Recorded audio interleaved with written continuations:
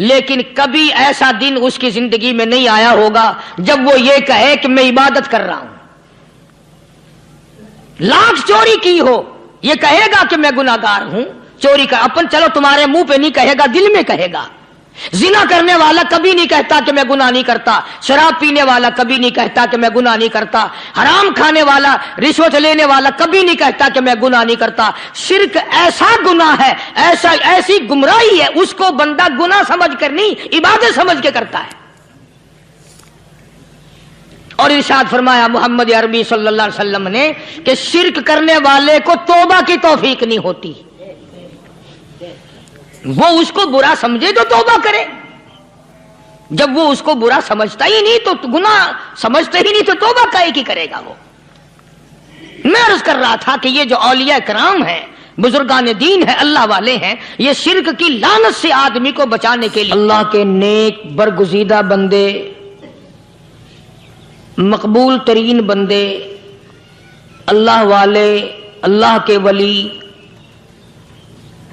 بزرگان دین رحمہم اللہ علیہ مجمعین کے واقعات اور مختصر سے حالات اس نیت سے عرض کر رہا تھا کہ ہمیں بھی اپنے گریبان میں جھانکنے کا موقع ملے.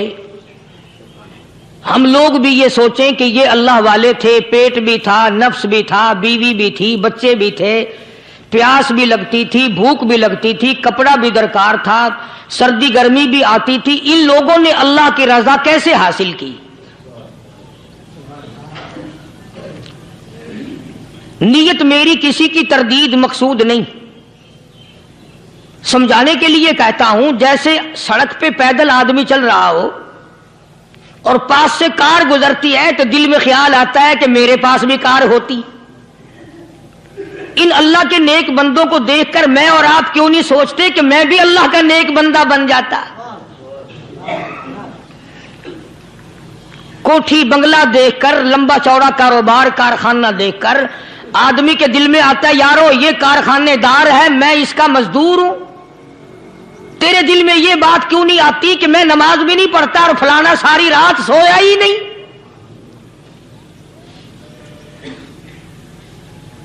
ہم لوگ اپنے معاملات میں، اپنے کردار کے بارے میں آخر کب سوچیں گے؟ وہ کون سی نئی زندگی ملے گی؟ بس ایک دھوکہ لگا ہوا ہے، او جی میں تو گناہگار ہوں میرا کیا، او جی میں تو گناہگار ہوں میرا کیا. یوں کرتا کرتا ہی مر جائے گا، توبہ نہیں کرنی. کوئی آدمی پلیت ہو اور وہ یہ کہتا رہے او یار میں تو پلیت ہوں، یار میں تو ناپاک ہوں، میرا کیا، میں تو ناپاک ہوں. اللہ کے بندے پانی کے پاس جا، غسل کر، پھر ہی تو پاک بنے گا. اپنے آپ کو پلیت پلیت کہتا رہے یوں تو پاک نہیں بنے گا.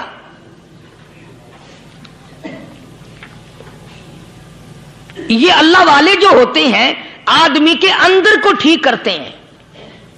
جیسے ڈاکٹر کہتا ہے کہ اگر بلڈ پریشر کے مریض ہو تو نمک نہ کھاؤ، شوگر کے مریض ہو تو میٹھا نہ کھاؤ، بادی کے مریض ہو تو آلو نہ کھاؤ. اللہ والا کہتا ہے اگر تمہارے اندر شرک کی بیماری ہے تو خدا کے دروازے کے سوا کہیں نہ جاؤ. اللہ والے اندر کا علاج کرتے ہیں، روحانی علاج کرتے ہیں، اس بیماری کا علاج کرتے ہیں جو قبر میں کام آئے گی.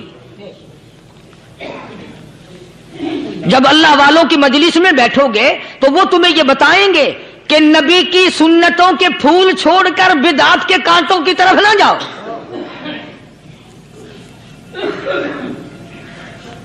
اور ہدایت ہے محمد کریم صلی اللہ علیہ وسلم کی. سبحان اللہ. وہ جوان کتنا خوش نصیب ہوگا جو حضور کے ساتھ سواری پہ سوار ہے. اللہ اکبر. سیدنا معاذ بن جبل رضی اللہ تعالیٰ عنہ کی ذات اقدس ہے، جس سواری پہ محمد عربی صلی اللہ تعالی علیہ وسلم سوار ہیں، اسی سواری پہ صحابی بھی سوار ہے، آپ کے پیچھے سوار ہے. آپ نے 3 مرتبہ ارشاد فرمایا یا معاذ. وہ کتنا مقدروں والا جوان ہوگا جس کا نام آقا کے پیارے پیارے منہ سے نکلا. فرمایا یا ماس، او ماس، عرض کیا لبیک و سعدیک، میرے آقا میں حاضر ہوں، میں غلامی میں حاضر ہوں. کچھ نہیں فرمایا. پھر دوسری مرتبہ ارشاد ہوا یا ماس، عرض کیا لبیک و سعدیک، کالی کملی والے میں تیری خدمت میں حاضر ہوں، میں غلامی میں حاضر ہوں. تیسری مرتبہ پھر فرمایا یا ماس. سمجھے آپ؟ یہ تو حضور کو پتا تھا کہ میری آواز اس نے پہلی دفعہ میں ہی سن لی، پکار رہا ہے میں حاضر ہوں. 3 مرتبہ آواز اس لیے دی، یعنی میں جو تجھے بتانا چاہتا ہوں وہ بڑی اہم بات ہے، توجہ کر، دھیان کر اس بات کی طرف جو میں تجھے بتانے لگا ہوں. تیسری مرتبہ ارشاد ہوا یا ماس، عرض کیا لبیک و سعدیک، میرے آقا میں حاضر ہوں، غلامی میں حاضر ہوں. ارشاد فرماؤ. فرمایا یا ماس لا تشرک باللہ،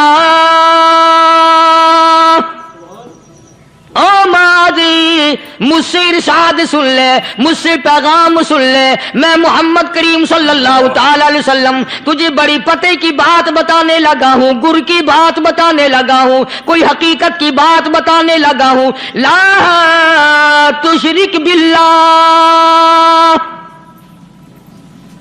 او میرے جمال، میرے صحابی، او ماس، اللہ کی ذات میں، اللہ کی صفات میں کسی کو شریک نہ ٹھہرانا.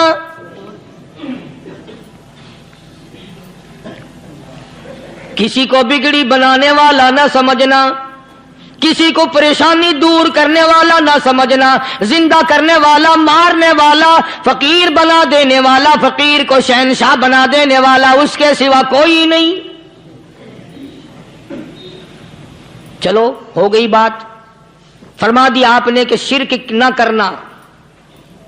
اب ہماری بات سنو، ابھی حدیث کا جملہ باقی ہے جو محمد عربی صلی اللہ علیہ وسلم کی زبان مبارک سے نکلا، اہم بات باقی ہے. ٹھیک ہے فرما دیا، لیکن اب سوال کرو سرکار مدینہ صلی اللہ علیہ وسلم سے کہ جی اگر کوئی مصیبت کی وجہ سے کر بیٹھے، اگر کوئی پریشانی کے عالم میں آ کے کر بیٹھے، کوئی دکھوں کا مارا ہوا کر بیٹھے، تو صاف فرما دیا. فرمایا او ماز ان قتلتا، اگرچہ تجھے قتل کر دیا جائے، تیرا ٹکڑا ٹکڑا کر دیا جائے، تیرا قیمہ بنا دیا جائے، اس سے بھی سخت بات آگے فرمائی او حرقتا، چاہے تجھے جلا کر خاک کر دیا جائے، تیرا قیمہ بنا دیا جائے، تجھے جلا کر راکھ بنا دیا جائے، کسی حال میں بھی تجھے شرک کرنے کی اجازت نہیں. اور ایک اور بات میرے سے سن کر پکا کے لے جاؤ. چوری کرنے والا ساری عمر چوری کرتا ہے، لیکن کبھی ایسا دن اس کی زندگی میں نہیں آیا ہوگا جب وہ یہ کہے کہ میں عبادت کر رہا ہوں. لاکھ چوری کی ہو یہ کہے گا کہ میں گناہگار ہوں، چوری کر اپن چلو تمہارے منہ پہ نہیں کہے گا، دل میں کہے گا. زنا کرنے والا کبھی نہیں کہتا کہ میں گناہ نہیں کرتا، شراب پینے والا کبھی نہیں کہتا کہ میں گناہ نہیں کرتا، حرام کھانے والا، رشوت لینے والا کبھی نہیں کہتا کہ میں گناہ نہیں کرتا. شرک ایسا گناہ ہے، ایسی گمراہی ہے، اس کو بندہ گناہ سمجھ کر نہیں عبادت سمجھ کے کرتا ہے. اور ارشاد فرمایا محمد عربی صلی اللہ علیہ وسلم نے کہ شرک کرنے والے کو توبہ کی توفیق نہیں ہوتی. وہ اس کو برا سمجھے تو توبہ کرے، جب وہ اس کو برا سمجھتا ہی نہیں تو گناہ سمجھتا ہی نہیں تو توبہ کائے کی کرے گا وہ. میں عرض کر رہا تھا کہ یہ جو اولیاء کرام ہیں، بزرگان دین ہیں، اللہ والے ہیں، یہ شرک کی لعنت سے آدمی کو بچانے کے لیے ساری زندگی کوشاں رہتے ہیں. حدیث پاک میں آتا ہے، ارشاد فرمایا محمد کریم صلی اللہ علیہ وسلم نے کہ جب آدمی گناہ کرتا ہے، فرمایا ان فی الجسد لمضغۃ اذا صلحت صلح الجسد كله واذا فسدت فسد الجسد كله الا وهي القلب او كما قال النبي صلی اللہ علیہ وسلم. ارشاد فرمایا آدمی کے بدن میں ایک گوشت کا ٹکڑا ایسا ہے کہ جب وہ ٹھیک ہو جائے تو سارا بدن ٹھیک ہو جاتا ہے، جب وہ بگڑ جائے تو سارے بدن کا نظام بگڑ جاتا ہے۔ الا وہی القلب، سرکار مدینہ صلی اللہ علیہ وسلم نے فرمایا وہ دل ہے۔ دل آدمی کا سنور جائے تو سارا کچھ سنور گیا، دل بگڑ گیا تو سب کچھ بگڑ گیا۔ ریاکاری دل سے پیدا ہوتی ہے، تکبر دیکھنے میں نہیں آتا، دل میں پیدا ہوتا ہے، فخر دل میں پیدا ہوتا ہے، عجب اور خودبینی دل میں پیدا ہوتی ہے۔ تو آقا مدنی صلی اللہ علیہ وسلم نے فرمایا کہ آدمی کا دل جو ہے وہ سفید ہوتا ہے، بالکل سفید ہوتا ہے۔ جب بندہ گناہ کرتا ہے تو ایک چھوٹا سا سیاہ کالا نقطہ اس کے دل پہ لگ جاتا ہے، پھر دوسرا گناہ کرتا ہے، پھر دوسرا نقطہ لگ جاتا ہے، پھر تیسرا گناہ کرتا ہے، پھر تیسرا نقطہ دل پہ لگ جاتا ہے، حتیٰ کہ اس کا دل سارا کالا ہو جاتا ہے۔ اور جب سارا دل کالا ہو جاتا ہے تو اس کے دل کے اندر پھر حق سمجھنے کی گنجائش نہیں رہتی، پھر وہ اتنا بگڑتا ہے کہ خلاف شرع کام کو وہ عبادت کہتا ہے، پھر وہ ڈھول دھماکے کو عبادت کہتا ہے، پھر وہ چمٹا کھڑکانے کو عبادت کہتا ہے، پھر وہ نشہ کرنے کو عبادت کہتا ہے، پھر وہ نماز نہ پڑھنے کو عبادت کہتا ہے، پھر وہ قرآن کے قریب نہ آنے کو عبادت کہتا ہے۔ حالانکہ بزرگوں کا یہ طریقہ کار نہیں۔ سائیں توکل شاہ صاحب سبقت رحمت اللہ علیہ، امبالے شہر میں مزار ہے، حضرت کے واقعات میں لکھا ہے کہ جب کوئی عالم، جب کوئی قاری، جب کوئی بزرگ قرآن پڑھتا یا کچھ بیان کرتا، اگر قرآن پڑھتا غلطی کرتا، ہاں یہ بات سمجھ لو کہ سائیں شاہ صاحب جو تھے ان پڑھ تھے، عالم نہ تھے، پڑھے ہوئے نہیں تھے، لیکن اگر کوئی قرآن کی آیت غلط پڑھتا تو سائیں شاہ صاحب جو تھے وہ کہتے کہ تو نے غلطی کی ہے، اور اگر کوئی حضور کریم صلی اللہ علیہ وسلم کی حدیث پاک پڑھتا اس میں کوئی غلطی کر دیتا تو شاہ صاحب فرماتے کہ تو نے غلطی کی ہے۔ تو ایک دن مولویوں نے، عالموں نے، قاریوں نے مشورہ کر لیا اور کہنے لگے آؤ شاہ صاحب سے پوچھیں گے کہ ان کو، یہ پڑھے ہوئے تو ہے نہیں، ان کو پتہ کیسے چلتا ہے آیت غلط پڑھی گئی یا حدیث پاک غلط پڑھی گئی، ان کو پتہ کیسے چلتا ہے؟ تو اللہ والے کی خدمت میں پہنچے اور جا کے یہ سوال کر دیا، اللہ والے سے یہ سوال کر دیا۔ آپ سب سبحان اللہ کہو تو میں آگے جواب بتاؤں۔ اللہ اکبر، اللہ اکبر، کیا شان ہے اللہ والوں کی۔ فرمایا تم نہیں جانتے جب کوئی قاری قرآن صحیح پڑھتا ہے، عالم حدیث پاک صحیح بیان کرتا ہے، میں دیکھتا ہوں، میری آنکھوں کو نظر آتا ہے، اس کے سر سے لے کر آسمان تک نوری فرشتوں کی قطار بند جاتی ہے، اور جب وہ غلطی کرتا ہے تو وہ قطار ساری رخصت ہو جاتی ہے، وہ قطار ساری چھٹی کر جاتی ہے، میں سمجھ جاتا ہوں کہ کوئی غلطی ہوئی ہے۔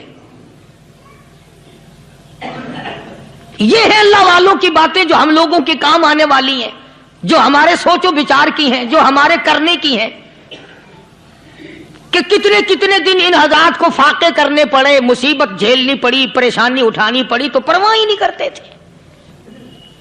مخلوق سے سوال کرنا ان حضرات کے یہاں بہت بری بات تھی۔ بلکہ نفحۃ الیمن ایک عربی کورس کی کتاب ہے، درس میں پڑھائی جاتی ہے عربی مدرسوں میں۔ ہم نے جب سبق پڑھتے تھے تو ایک واقعہ پڑھا تھا کہ کسی پہاڑ کی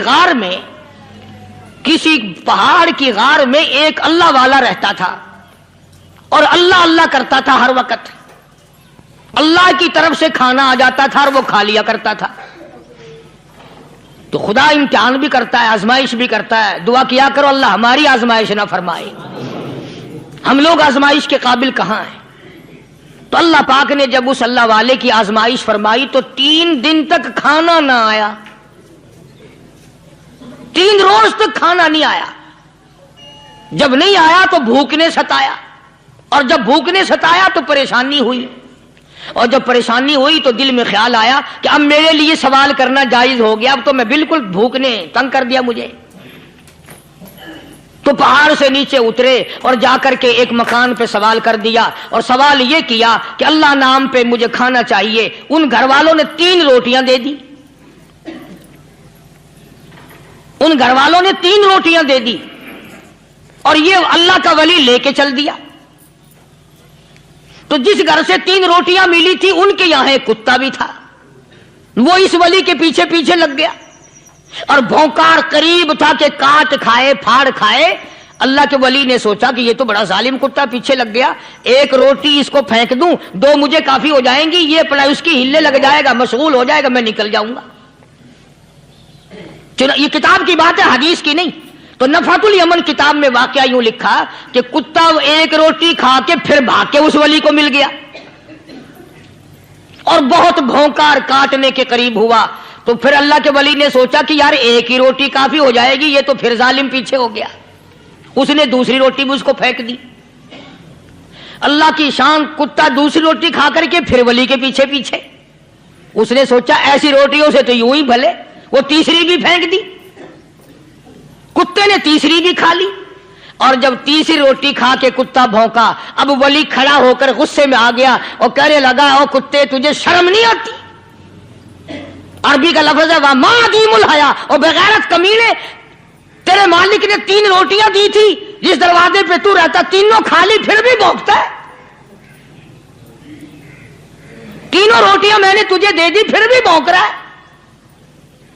تو یوں لکھا اس کتاب میں کہ اللہ پاک نے کتے کو بھی زبان دی، اور وہ یہ کہنے لگا کہ ولی صاحب ذرا ٹھہرو، خود فیصلہ کرو، تم بے غیرت ہو یا میں بے غیرت ہوں؟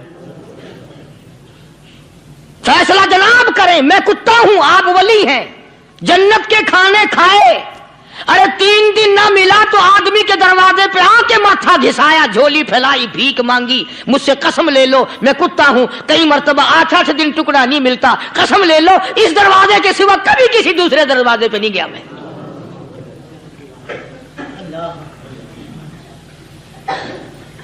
تجربہ کر لو، 3 دن کتے کو ٹکڑا ڈالو، 4تھے دن دم ہلا کر تمہارے پاؤں میں لٹے گا۔ ساری عمر گزر گئی اس مالک کا دیا ہوا کھاتے ہوئے پیتے ہوئے، آج بھی تجھے اس مالک کا دروازہ سمجھ نہیں آیا۔ پانی وہ پلاتا والذی ہوا یطعمنی ویسقین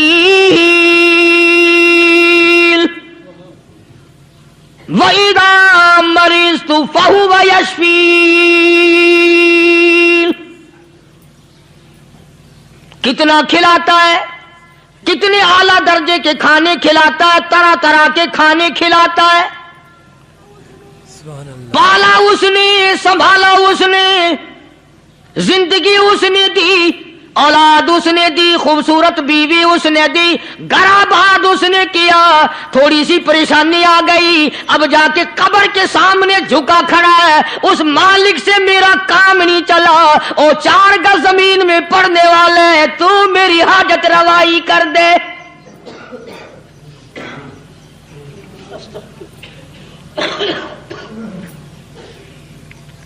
کون سے ولی نے یہ تعلیم دی، کون سے ولی نے یہ ترغیب دی؟ خواجہ قطب الدین بختیار کاکی رحمت اللہ علیہ، بابا فرید الدین شکر گنج رحمت اللہ علیہ کا پیر ہے۔ اتنے اللہ والے لوگ تھے، اتنے اللہ والے لوگ تھے۔ خواجہ قطب الدین بختیار کاکی رحمت اللہ علیہ کا آخری وقت دلی شہر میں آ گیا۔ نہ دولت تھی، نہ کوٹھی تھی، نہ بنگلہ تھا، فقیری، ہائے ہائے، عجیب بادشاہت ہوتی ہے ان لوگوں کی، بادشاہ ان کے دروازوں پہ آیا کرتے تھے۔ خواجہ ابو الحسن خرقانی رحمت اللہ علیہ بزرگ گزرے ہیں، محمود غزنوی کا زمانہ ہے۔ محمود غزنوی مرحوم بادشاہ نیک آدمی تھا۔ خواجہ ابو الحسن خرقانی رحمت اللہ علیہ کی خدمت میں آیا اور حضرت نے یوں پوچھ لیا، فرمایا محمود 2-4 دن پہلے بھی تو سنا تھا کہ تم ادھر آئے ہو، مجھ سے مل کے نہیں گئے؟ تو کہنے لگا حضرت سرکاری دورے پہ آیا تھا, سرکاری دورے کی لپیٹ میں اللہ والے کی زیارت کو بے ادبی سمجھتا ہوں. اللہ والے کی زیارت کرنے آؤں, کام کوئی اور لے کر آؤں اور اللہ والے کی زیارت کروں, میرے نزدیک یہ بے ادبی ہے. فرمایا آج ارادہ کر کے آئے ہو؟ کہ جی ہاں ارادہ کر کے آیا ہوں. باتیں ہوتی رہی. محمود کہنے لگا حضرت آج بہت بڑا کام لے کر آیا ہوں, دعا فرماؤ. سومناتھ کے مندر پہ حملے کا ارادہ ہے. 70 راجاؤں کی فوج آئیں گی, 70 بادشاہوں کی فوج آئیں گی, 70 راجا ہندو اپنی فوج لے کر آئیں گے, میں اکیلا مسلمان مقابلے میں آؤں گا. دعا فرماؤ وہ قادر کریم مجھے فتح عطا فرمائے.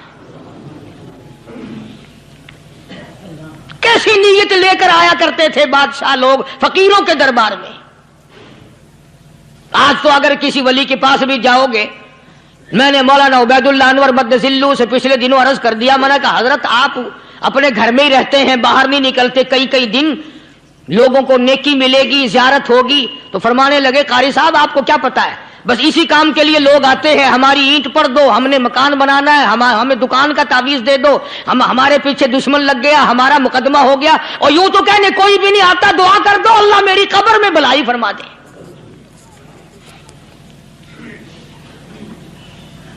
تو محمود غزنوی نے خواجہ ابوالحسن خرقانی سے درخواست کی کہ آپ دعا فرمائیں. اللہ والے نے دعا بھی فرمائی اور اپنا مسلح دے دیا. یوں فرمایا محمود جب مشکل وقت آ جائے اس مسلح پہ کھڑے ہو کر 2 رکعت نماز ادا کرنا. پتہ چلا کہ اللہ کی مدد جو ہے وہ نماز کے ساتھ ہے. میں تمہیں بھی بتاتا ہوں, ولی تو میں نہیں. جب بھی کوئی پریشانی آئے, جب بھی کوئی تکلیف آئے, فرمایا استعینوا بالصبر والصلاۃ, نماز پڑھو انشاءاللہ آسانی ہوگی. صبر کر, نماز پڑھ. ان اللہ مع الصابرین,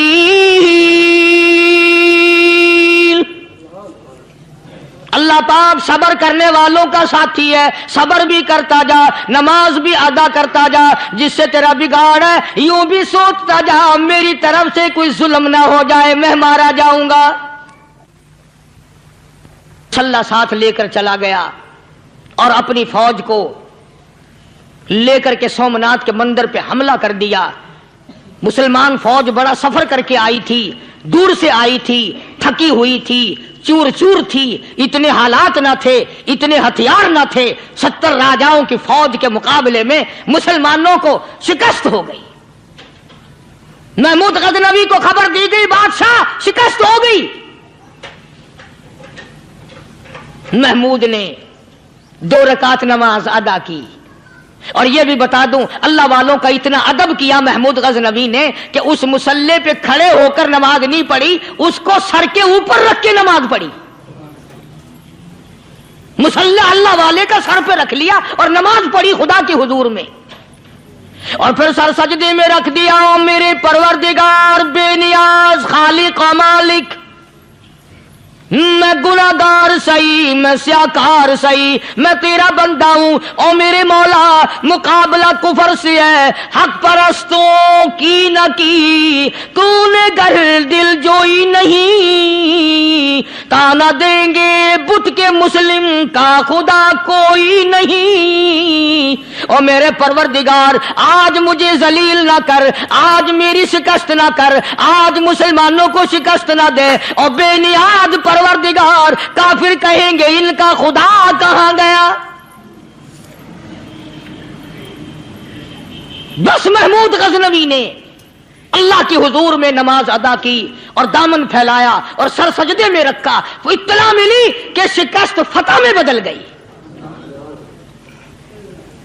چنانچہ جمعے کا خطبہ محمود غزنوی نے سومناتھ کے مندر کے اندر دیا.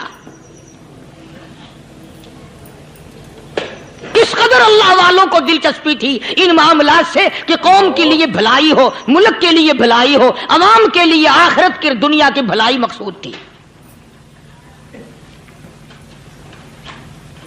خواجہ قطب الدین بختیار کاکی رحمت اللہ علیہ دلی شہر میں رہتے ہیں، بادشاہوں کا زمانہ ہے۔ اللہ اللہ کیا عجیب لوگ تھے۔ آج تو اچھے بھلے دیندار طبقہ نماز پڑھانے والوں کو نماز کے، غسل کے، وضو کے مسائل معلوم نہیں۔ دوستو ایسا وقت تھا، ایسا وقت تھا، سلطان صلاح الدین خلجی رحمت اللہ علیہ کو بادشاہ ہو کر عربی کی بہت بڑی 4 جلدوں میں کتاب ہے ہدایہ بادشاہ صلاح الدین خلجی کو زبان نہیں آتا، اتنی بڑی عظیم کتاب زبان نہیں آتی۔ وہ بادشاہ بھی ہوا کرتے تھے اور ولی بھی ہوتے تھے۔ سلطان عالمگیر رحمت اللہ علیہ بہت بڑا بادشاہ ہو کر، اورنگزیب ہے، عالمگیر ہے، اتنا بڑا عظیم بادشاہ، مگر حضور کریم صلی اللہ علیہ وسلم کی 5000 حدیث پاک اس بادشاہ کو زبان نہیں آتی، اور قرآن کا حافظ تھا، قرآن کا قاری تھا، قرآن کا عالم تھا، قرآن کا مفسر تھا، ولی بھی تھا، بادشاہ بھی تھا، اللہ والا بھی تھا، اور اتنا خوف تھا دل میں، میں تمہیں کیا بتاؤں۔ اللہ اکبر، بادشاہ ہو کر کے کپڑا خریدا، مزدوری کر کے کپڑا خریدا بادشاہ نے، اور کپڑا خرید کر اس کی ٹوپیاں اپنے ہاتھوں سے سی۔ عالمگیر رحمت اللہ علیہ نے اس کی ٹوپیاں اپنے ہاتھوں سے سی، اور چاندنی چوک دلی میں کھڑے ہو کر فروخت کی، بیچی، 6-7 روپے جمع کر کے ایک تھیلی میں بند کر کے اوپر لکھا عالمگیر کا کفن ان پیسوں سے خریدا جائے۔ کبھی ہم نے بھی سوچا جو رشوت مارنے والا آدمی ہے، بتاؤ اس کے لیے کفن کہاں سے اچھے پیسے تلاش کر کے لایا جائے گا؟ رشوت کا ہی کفن ملے گا نا۔ جو آدمی ملاوٹ کر کے پیسے کماتا ہے، فنکاری کر کے پیسہ کماتا ہے، دغا اور فریب کر کے پیسے کماتا ہے، تو آج ہمارا کفن بھی صحیح نہیں، کفن بھی دغا والا، فریب والا، ملاوٹ والا۔ بلکہ تم تو کہتے ہو کہ آج کل کھانے کے لیے خالص کچھ نہیں ملتا، میں کہتا ہوں میت کو غسل دینے کے لیے پانی خالص نہیں ملتا۔ یہ جو ہم موٹریں نلکے لگاتے ہیں، یہ پیسے کون سے ہمارے خالص ہیں؟ جو صابن میت کو مل رہی ہیں، کون سے پیسوں کا خریدا ہوا ہے؟ جو خوشبو میت کو لگ رہی ہے، کون سے پیسوں کی خریدی ہوئی ہے؟ جو کفن پڑ رہا ہے وہ کیسے پیسوں کا کفن ہے؟ اور میں آگے بڑھ کر کے کہتا ہوں جو کندھوں پہ اٹھائے جا رہے ہیں وہ کون سے کتب ہیں، کون سے ابدال ہیں؟ جس نے میت کو غسل دیا ہے کبھی معلوم کیا کہ وہ کتنا بڑا نیک آدمی ہے؟ یہ تو ہمارے آخری وقت کا حال ہے، اور اس طرف کسی کا دھیان نہیں، سوچ نہیں، بچار نہیں، قطعی طور پر اندھے ہو جاتے ہیں۔ او میاں ٹھیک ہے جو کچھ ہو رہا ہے۔ اچھا ایک بات عرض کروں، اللہ تبارک و تعالیٰ کے یہاں جب ہم جائیں گے، اگر اور سارے معاملات کو چھوڑ دو، اللہ پاک یہی پوچھ لے کہ میاں یہ کفن جو پہن کے آیا یہ کیسا ہے؟ یہ جو کفن پہن کے آیا یہ کیسا؟ ہم کیا جواب دیں گے؟ بادشاہ عالمگیر رحمت اللہ علیہ نے تھیلی پہ لکھ کر کے بند کر کے رکھ دیا، جب میرا انتقال ہو جائے، میری موت آ جائے، جب میں دنیا سے رخصت ہو جاؤں، جب میں دنیا سے چلا جاؤں، میرا آخری لباس جو میں نے ساتھ لے کے جانا ہے، وہ شادی کے جوڑے دنیا تیار کرتی ہے، سفر کے جوڑے دنیا تیار کرتی ہے، غیر ملکوں میں جانے کے لباس دنیا تیار کرتی ہے، ادھر ادھر جانے کے لیے، تقریبوں میں جانے کے لیے جوڑے لباس پوشاک دنیا تیار کرتی ہے۔ اور میں کہتا ہوں لوگوں، قبر کی پوشاک ہم کب تیار کریں گے؟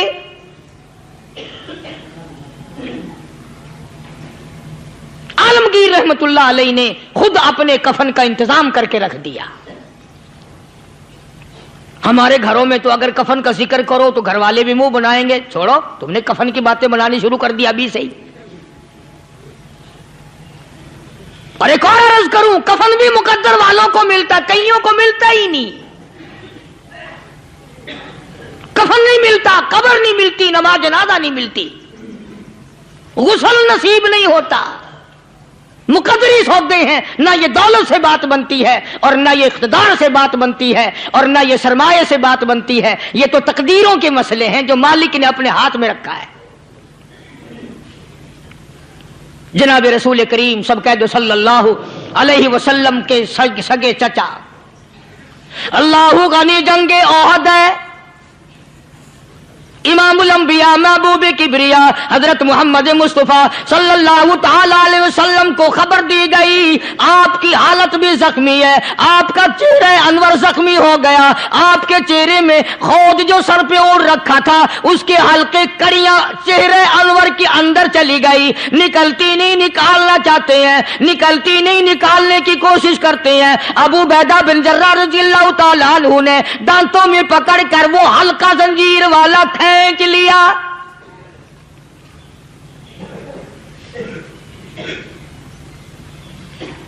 اللہ غنی، ادھر خون کا پھوارا چھوٹا، خون کا پھوارا چھوٹا۔ اللہ، عرش الہی سے آواز آئی، جبریل، پل جھپکنے کے برابر جبریل ساری دنیا کا نظام طے کر سکتا ہے۔ توجہ، اللہ نے آواز دی، جبریل، عرض کیا حضور، فرمایا یاد رکھ اگر میرے محبوب کا خون زمین پہ گر گیا تو پھر تو جبریل کا آئے گا۔ سدرۃ المنتہا سے سیکنڈ تو بڑی چیز ہوتی ہے، پل جھپکنے سے پہلے جبریل نے آ کر اس خون کو سنبھالا ہے۔ اتنی عظمت ہے سرکار مدینہ صلی اللہ علیہ وسلم کی، اللہ تبارک و تعالیٰ کے یہاں اور ہر پیغمبر کی۔ ابراہیم علیہ الصلوۃ والسلام کو وقت کے بادشاہ نے منجنیق میں بٹھا کر یوں آگ میں پھینک دیا، اس منجنیق میں سے، پنگوڑے میں سے خلیل نکل چکا۔ آواز آئی جبریل، جواب ملا حضور کہ میرا خلیل کو کیا ہوا؟ حضرت جبریل کو حکم ہوا، یاد رکھ اگر خلیل کا ایک بال بھی جل گیا تو جبریل کس کام کا؟ اللہ تبارک و تعالیٰ کے فرشتے نے پہلے پہنچ کر آگ پہ پڑ بچھا دیے۔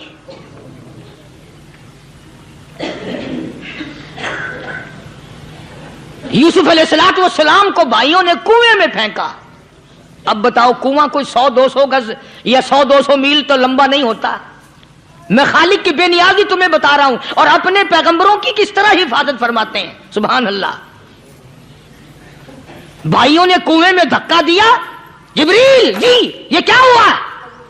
تو میرا نبی آیا، میرے نبی کے کنویں میں جانے سے پہلے تخت بچھا دے۔ جبریل نے پر بچھا کر تخت بنا دیا۔ وہ تو یوں بچاتا ہے، وہ تو یوں سنبھالتا ہے۔ ابو عبیدہ بن جراح رضی اللہ تعالی عنہ نے سرکار مدینہ صلی اللہ علیہ وسلم کے چہرے انور میں سے وہ جو زنجیر کڑی کھینچی، اللہ اللہ، ابو عبیدہ کے 2 دانت نیچے کے، 2 اوپر کے، 4 دانت نکل گئے۔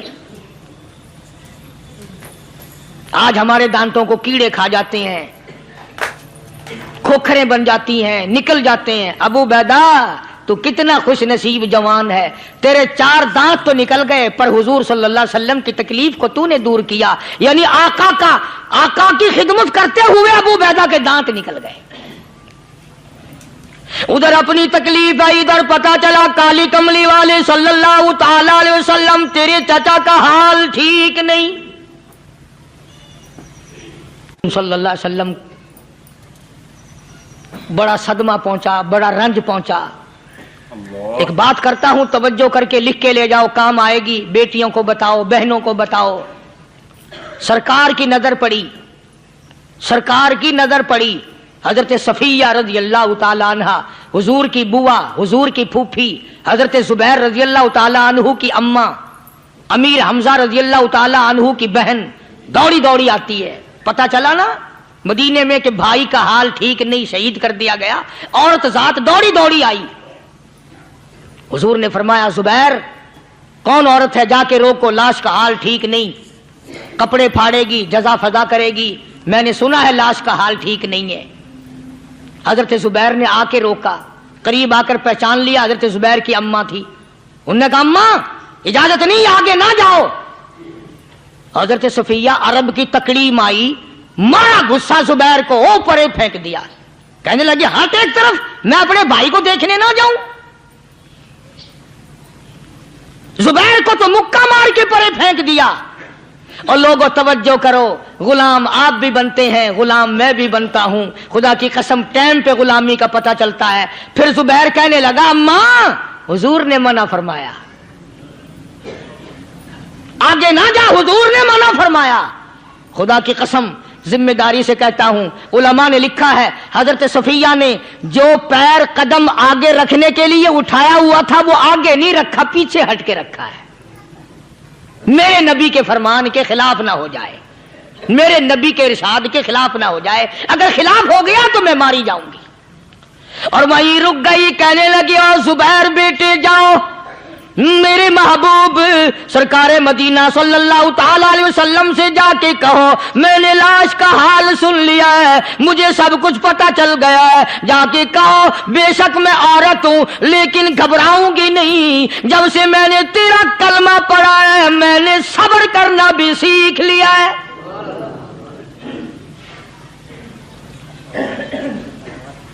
मैं ज्यादा फदा न करूंगी, मैं कपड़े न फाड़ूंगी, मैं रोना धोना नहीं करूंगी। मदनी करीम सल्लल्लाहु अलैहि वसल्लम को हजरत जुबैर ने जाके बता दिया, मेरी अम्मा यूं कहती है, फरमाया फिर बेशक इजाजत है जाए।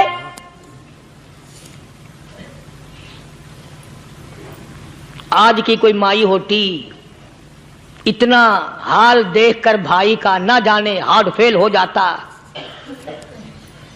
सफिया ने आके देखा अपने भाई सैयदना अमीर हमजा के दोनों कान नहीं, नाक नहीं, लब नहीं, 11 टुकड़े हुए पड़े हैं, रोती नहीं, घबराती नहीं, धड़ाम से गिरती नहीं, चेहरा नहीं पीटती, मातम नहीं करती, खड़ी हो गई, कहने लगी ओ मेरे परवरदिगार मेरे भाई की कुर्बानी कबूल फरमा, मेरे भाई की कुर्बानी के सदके में मेरा भी बेड़ा पार कर दे। और खबर तो मिल गई थी ना कि कपड़े भी उतार कर ले गए, बगल में से 2 चादरें निकाली हैं, बगल में से 2 चादरें निकाली कि मेरे भाई को कफन दे देना। यूं जो नजर पड़ी एक अंसारी नौजवान रज़ियल्लाहु ताला अन्हु, वो भी नंगा पड़ा है, काफिर उसको भी शहीद करके गिर गए। मुसलमानों जरा अंदाजा लगाओ, ये भी मुसलमान थे, ये भी नबी के आशिक थे, ये भी दीवाने थे, ऐसे वक्त में भला ऐसी बात किसको सूझे। मां जाया भाई हो, सगा भाई हो, अच्छी मोहब्बत और ताल्लुक हो बहन भाई का, और सैयद शुहादा हुजूर ने फरमाया हो वो नंगा पड़ा है, 11 टुकड़े हुए पड़े हैं, ऐसे वक्त में ऐसी बात कौन सोचे। सफिया कहने लगी लोगों एक चादर उस भाई को दो जो मेरी मां के पेट से पैदा हुआ, एक चादर इस भाई को दो जो मोहम्मद के कलमे ने मेरा भाई बना दिया है, जो मेरे नबी ने मेरे के कलमे ने मेरा भाई बना दिया है। कल कयामत में खुदा ये ना फरमा दे सफिया कफन देने आई, खैरात देने आई तो अपने को दे के चली गई। अब उनमें एक चादर है छोटी और एक है बड़ी। फिर कहने लगी मेरी चादरें वापस कर दो, ऐसा ना हो मेरे भाई को बड़ी मिल जाए दूसरे भाई को छोटी मिल जाए, अल्लाह पाक कल ये ना फरमा दे अगर कफन देने भी आई तो अपने को बड़ी दूसरे को छोटी, ये अल्लाह की रजा वाला तो काम नहीं। कुर्रा अंदाजी की सगे भाई सैयदना अमीर हमजा रजी अल्लाह ताला अन्हु के हिस्से में छोटी चादर आई और उस अंसारी जवान के हिस्से में बड़ी चादर आ गई। चुनाचे जब मोहम्मद अरबी सल्लल्लाहु ताला अलैहि वसल्लम तशरीफ लाए तो हुजूर को इतना सदमा पहुंचा। मेरी मुस्तकिल कैसेट है सैयदना अमीर हमजा रज़ियल्लाहु ताला अन्हु के उन्वान पर, आप लोग उसे खरीद के सुने। तुम भी कहते हो कि हमने इस्लाम की बड़ी खिदमत की, हमने कुरान की बड़ी खिदमत की, हमने उलमा और तालिब इल्मों की बड़ी खिदमत की, हमने मस्जिद और मदरसों की बड़ी खिदमत की। मैं ये कहता हूं आओ देखो तो सही कि इन हजरात ने कहां तक कुर्बानियां दी हैं। हुजूर नबी करीम सल्लल्लाहु ताला अलैहि वसल्लम जब अपने प्यारे चचा की लाश पे आए چہرے پہ نظر پڑی دونوں لب نہیں.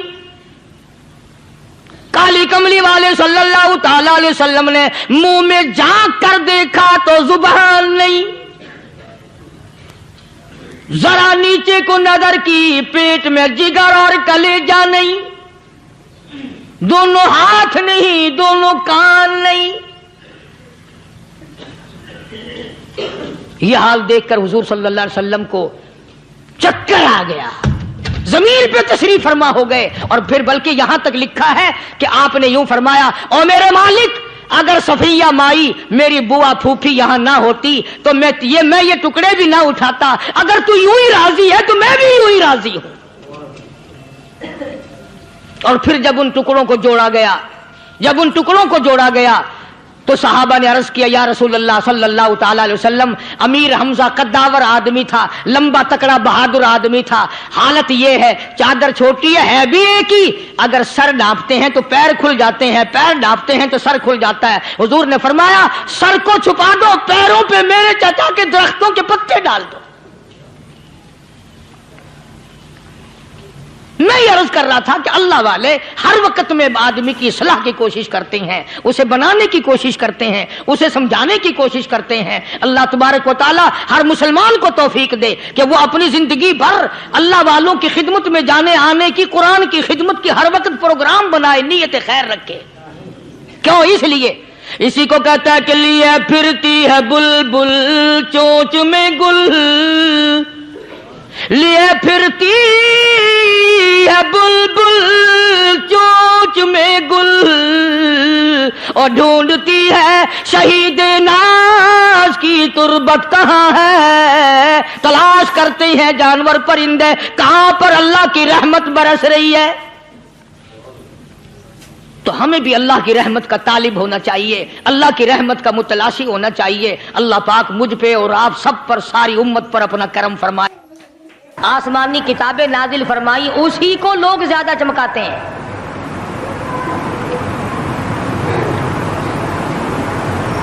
خدا اس بات کو گوارا ہی نہیں کرتا کہ میری طرف سے بغیر میرے اعلان کے کوئی ذرہ برابر اعلان کر سکے.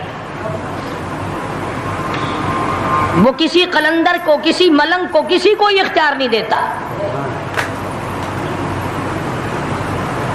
جن کا خدا جیتا جاگتا حی و قیوم قائم دائم ہے وہ تو ایسا ہے, اور جن کا خدا کبھی پیدا ہوتا ہے کبھی مر جاتا ہے ان کی میں بات نہیں کرتا.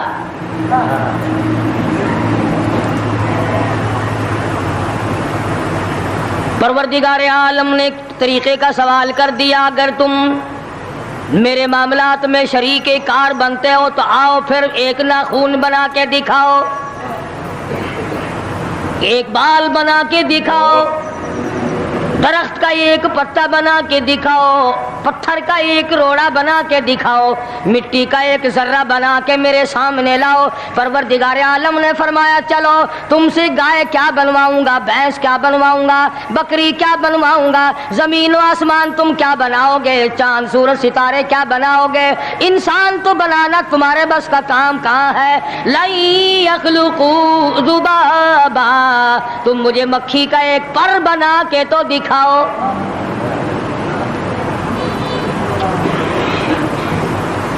فرمایا جس کے دل میں توحید و ایمان یقین کی دولت جم جاتی ہے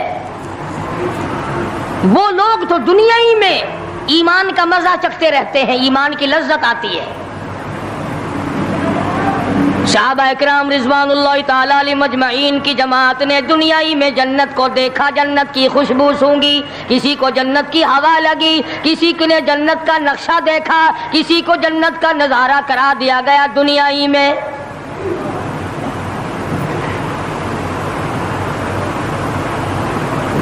خوش نصیب تھے وہ لوگ جنہوں نے محنت سے اپنی آخرت کو بنایا, اپنی قبر کو بنایا, اپنی تمام تر زندگی میں کبھی بے فکری سے بسر نہ کی. رات کو سوچا, دن کو سوچا, صبح کو خیال کیا, شام کو خیال کیا. یہ ناپائیدار زندگی ہے, یہ ختم ہونے والی زندگی ہے, اس لیے مجھے دائمی زندگی کی کچھ تیاری کرنی چاہیے. ان لوگوں نے کمائی کی اور محمد کریم صلی اللہ تعالی علیہ وسلم کے ساتھ رہے. دنیا ہی میں ان کو جنت کے مزے آیا کرتے تھے.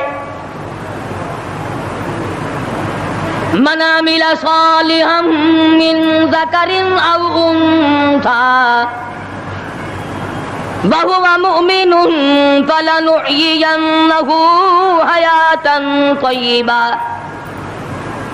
محنت کرنی پڑتی ہے، تکلیف اٹھانی پڑتی ہے، پریشانی جھیلنی پڑتی ہے، جب جا کر کچھ کام بنتا ہے، استقامت کے ساتھ کام بنتا ہے، جہاد فی سبیل اللہ کے ساتھ کام بنتا ہے، گردنیں کٹانے سے کام بنا کرتا ہے، اپنی جانوں کا قیمہ بنوانے سے کام بنا کرتا ہے، پھونک مارنے سے نہ کبھی کام بنا اور نہ آج بن سکتا ہے.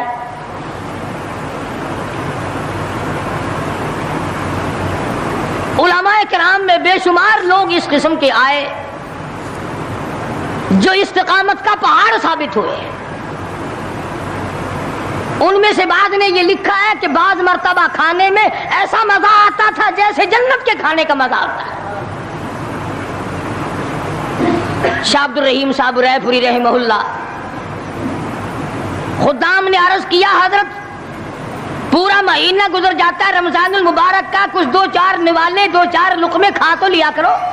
ماشاء اللہ سبحان اللہ سبحان اللہ. دوستو کیسا لگا آپ کو ہمارا یہ بیان؟ اگر بیان پسند آیا ہو تو اسے لائک کریں، ہمارے چینل کو سبسکرائب کریں اور دوسروں تک سے شیئر ضرور کریں.